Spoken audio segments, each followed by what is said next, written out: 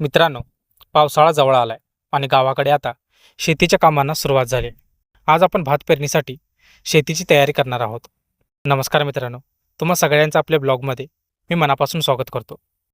मित्रांनो, आता उन्हाळा संपत आलाय. आकाशामध्ये ढग दिसायला सुरुवात झाली आहे आणि गावाकडे शेतकऱ्यांची खरी धावपळ आता सुरू झाली आहे.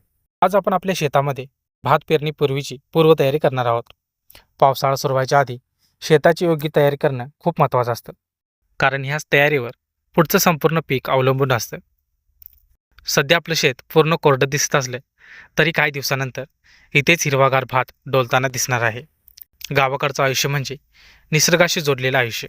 इथे प्रत्येक ऋतूची वेगळी मजा असते आणि पावसाळा म्हणजे शेतकऱ्यांसाठी नवीन आशा घेऊन येणं आणि पावसाळा म्हणजे शेतकऱ्यांसाठी नवीन आशा घेऊन येणारा हा ऋतू असतो. आज आपण शेतात खत टाकून घेणार आहोत. भात पेरणीपूर्वी जमिनीत योग्य प्रमाणात खत टाकलं तर पिकाला चांगली ताकद मिळते आणि उत्पादनही चांगले येतं. खरं सांगायचं झालं तर शेतीचं काम दिसायला जितकं सोपं वाटतं तितकं ते नसतं. कडक उन्हात काम करावं लागतं, घाम गाळावा लागतो. पण जेव्हा शेत हिरवं होतं ना, तेव्हा सगळी मेहनत सफल झाल्यासारखी वाटते. शेतकरी फक्त पीक पिकवत नाही, तो लोकांच्या घरात अन्न पोचवत असतो. आज आकाशात ढग पण जमा व्हायला लागलेत, वारा पण बदललाय आणि वातावरणात एक वेगळाच थंडावा जाणवतोय. म्हणजे आता पाऊस लांब नाही असंच वाटतंय. गावाकडे पावसाळ्याआधीची ही धावपळ खूप वेगळी असते. कोणी बैलाने रान तयार करतो, तर कोणी ट्रॅक्टरने शेती तयार करतो, तर कोणी बियाणं आणि खते आणण्यात व्यस्त असतो.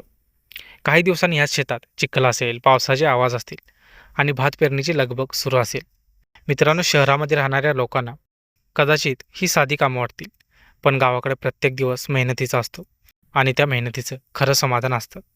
तुम्हाला गावाकडचे असे ब्लॉग आवडत असतील तर व्हिडिओला एक लाईक नक्की करा आणि आपल्या चॅनेलला सबस्क्राईब पण करा, कारण पुढच्या ब्लॉगमध्ये आपण प्रत्यक्ष भात पेरणी कशी करतो ते पाहणार आहोत. आता आपण आजचं काम पूर्ण केलं आहे आणि मनापासून वाट पाहता येते पहिल्या पावसाची. चला मित्रांनो, भेटूया पुढच्या ब्लॉगमध्ये. तोपर्यंत काळजी घ्या. जय महाराष्ट्र.